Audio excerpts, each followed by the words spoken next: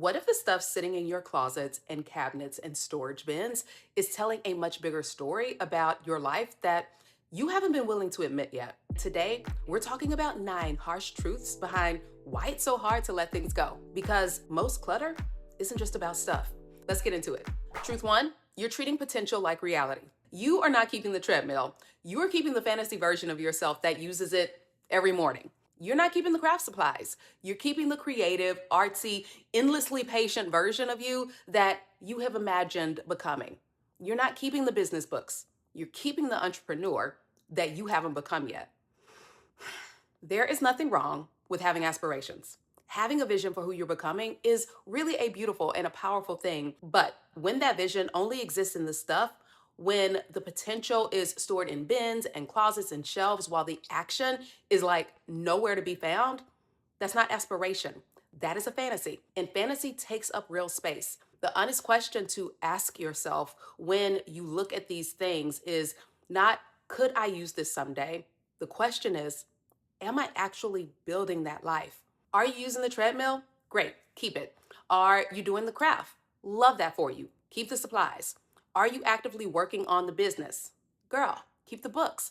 But if the honest answer is no, if the only thing that item has ever done is represent a version of you that you keep meaning to become, it might be time to let the fantasy go. Potential doesn't change your life, action does. Truth two, you think scarcity is normal.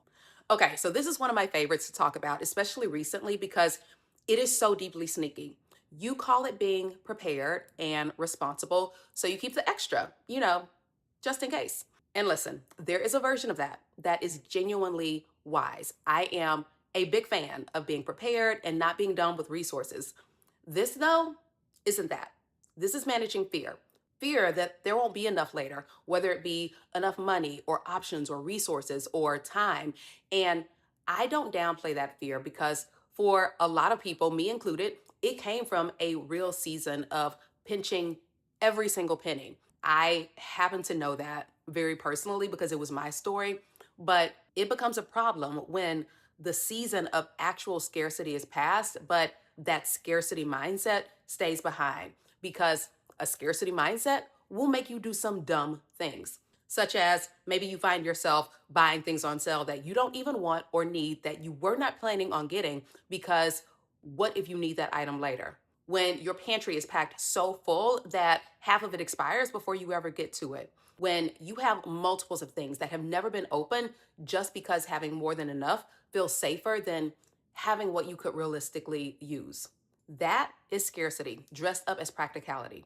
Your home is not meant to be a storage unit for fear. The question isn't whether you have enough. The question is whether your enough is being chosen or is it being defaulted to out of old programming that no longer serves you. You don't trust that you'll be okay without it. Here, you don't trust yourself. Not fully. Not when it comes to this. You keep things because some part of you doesn't believe that you'll be able to replace it or recover from letting it go or figure things out if you actually do need it. Now, I'm not talking about keeping meaningful things. I am talking about the stuff that you keep that you would not even know were gone if they magically disappeared. You keep them because releasing them feels like a risk. Like you would be gambling on your own future ability to handle things. The clutter, it is this illusion of safety. And as long as you keep letting that illusion run the show, it is going to be really hard to let go of anything because every decision becomes about self protection rather than clarity. And so the question that I want to leave with you on this one is, do I actually trust myself and my ability to make good decisions? If the honest answer is no, that is not a decluttering problem. That is a deeper work problem. And the clutter is just a symptom, which leads me right into the next one. You're afraid to make a decision. Here's the thing. Clutter is just postponed decision making. That's it. That is the whole truth. Every pile in your home is a collection of decisions that you weren't willing to make. The stack of papers on the counter, the clothes in the chair, the random stuff in the bag by the door, all of it. Decisions on hold. Decisions take energy. And when life is full and you're tired and you feel like you have zero margin, making one more decision, even a small one, can feel impossible. But here's the problem with that. Avoiding the decision does not make it disappear. In fact, it just makes it louder and heavier, and it adds up. Every undecided item in your home is taking up mental real estate. It demands your attention every single time you walk past it. That low level hum of, I should deal with that, is in itself a form of clutter, even before you touch the physical stuff. The ironic thing about actually taking the step to do something with it and making that decision is that it actually makes your life feel so much lighter. So, if your home is feeling overwhelming and you cannot figure out why, it's very likely that you have a lot of unmade decisions that are just sitting around. And the fix isn't a better organizing system, it is practicing the muscle of deciding, of doing something with those things. You're waiting to feel ready. You think that you'll do it when you have more energy, or when things slow down a little bit, when you're in a better headspace, when you feel less emotional about it. And I get it. I really do, because real decluttering isn't just physical. It can surface things that you weren't expecting, and wanting to be in a good headspace before you go there, like, I get it. But most meaningful change doesn't feel good first. It feels uncomfortable, uncertain, sometimes even a little bit scary. And the readiness that you are waiting for, it is something that you build by doing the thing anyway. You don't feel free before you let something go. You feel free after. So, if you have been waiting for the perfect mood or weekend or the perfect amount of motivation, I want to gently tell you that's not coming. What is coming is the version of you who decides to start anyway. Done imperfectly is going to beat not started perfectly every single time. If you're sitting here thinking, okay, I am ready to actually do something about this, I made something that I think you are going to love. My 30-day guided decluttering program is a digital guide that walks you through decluttering your life physically, emotionally, and spiritually in 30 days, one day at a time, without overwhelm, no massive overhaul, just simple, actionable steps with the mindset that's built right in. It's not about having a perfect home, but about finally making room for the life that you actually want to live. Feel free to check it out. The link is in the description. Your home has become a shrine to your past. You say that you are keeping memories, and that's real. Memories matter. Honoring people and seasons that shaped you is like, we can never discount that. But sometimes, and I really do need you to sit with this, you're not keeping memories. You are preserving versions of yourself that no longer exist. You are keeping the clothes from the body that you used to have, the career materials from the path that you didn't take, the things from the relationship that didn't work out, the items from the season that you keep half living in because fully leaving it kind of feels like a loss. And when your home is filled with all of that, it becomes this museum, like I like to think of it, of who you were. There's nothing wrong with having a past, but there is something worth paying attention to when your past is taking up more space than your present and your future. I had to learn this with some of my parents' things after they passed. For a really long time, I kept things not because they brought me joy or because they were meaningful, but because letting them go felt like I was admitting that, yeah, they were gone. And that was really hard to sit with. But what I had to eventually come to understand was that releasing the item was not the same thing as releasing the person. Letting that item go did not mean that I was erasing the season. You can honor it without living inside of it constantly, but you cannot fully step into a new chapter while keeping both feet planted in the last one. And this next one is related to that, where you haven't finished processing some grief. It's similar, but it's different. Some of what you're holding on to isn't just nostalgia, it is grief, like real grief. Maybe it is grief over a loss, whether that be a person died, or a relationship, or a dream that didn't happen the way you planned, a season of life that you thought would go differently. Grief Grief is normal, it's human, but unprocessed, grief has to live somewhere. And very often it lives in the things that we can't bring ourselves to touch, let alone think about getting rid of. If You have boxes you haven't opened in years, drawers that you avoid, a room that you can't bring yourself to deal with. Chances are it's about what it means to finally look at it and what you'll have to feel if you do. And I am not going to sit here and tell you to just deal with it and move on, because that's not how grief works. What I will say is the fact that you can't let go of something doesn't make you broken. It just might mean that it is time to be honest about what you are actually carrying. Because until you name that grief, you will keep protecting it without even realizing what you're doing. Sometimes decluttering has to start with healing, and that's okay.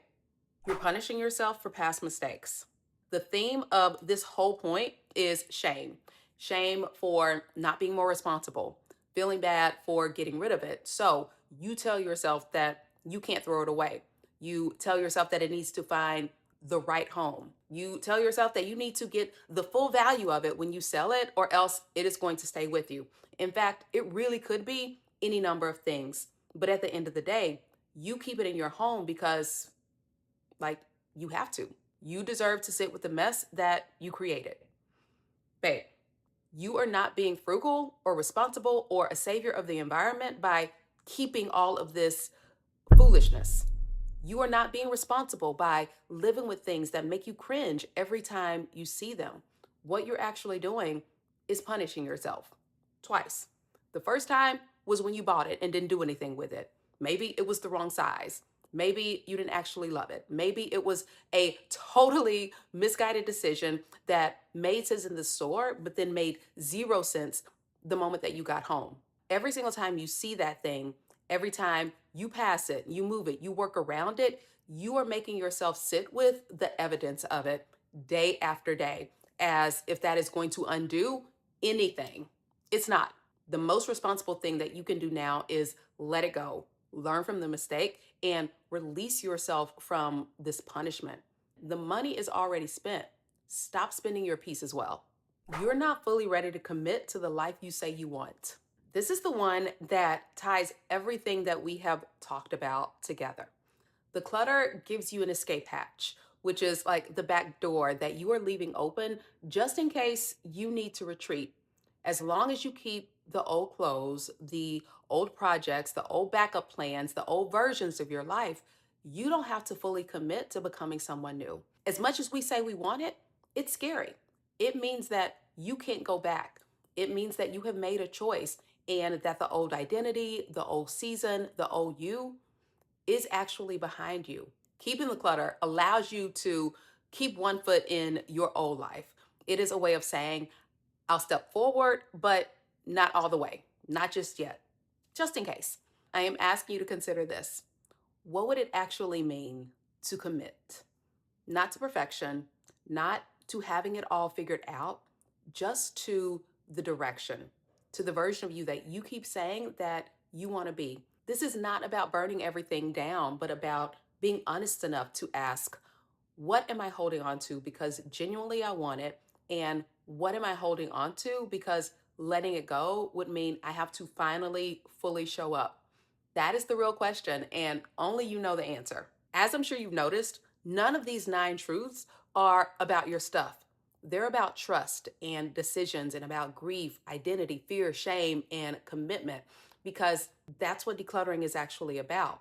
It's not about having a cute home, although we love a cute home.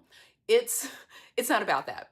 It is about getting honest about what you are carrying and deciding whether or not you want to keep carrying it.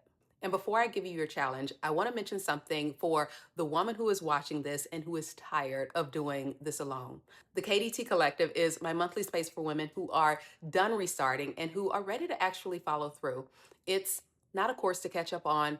It is not a content library to binge.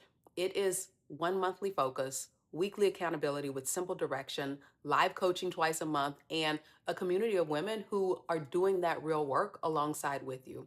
No pressure, no chasing, just consistent, intentional support for the woman who's serious about building a different life. If that's you, the link is in the description. Come join us. So here's your challenge for the week.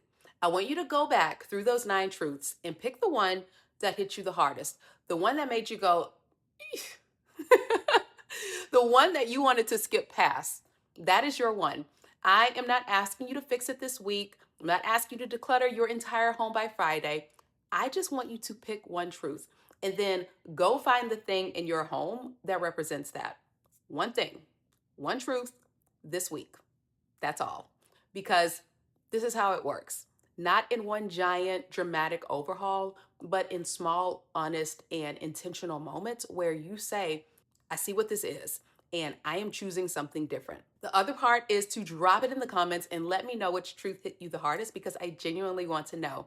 And if this video helped you, share with someone else who you love who needs to hear it. Also, if you're not subscribed, like, well, what are you doing? I'm gonna need you to jump on that. All right, my friends, I love you so much, and I will see you in my next one. Mwah. Bye for now.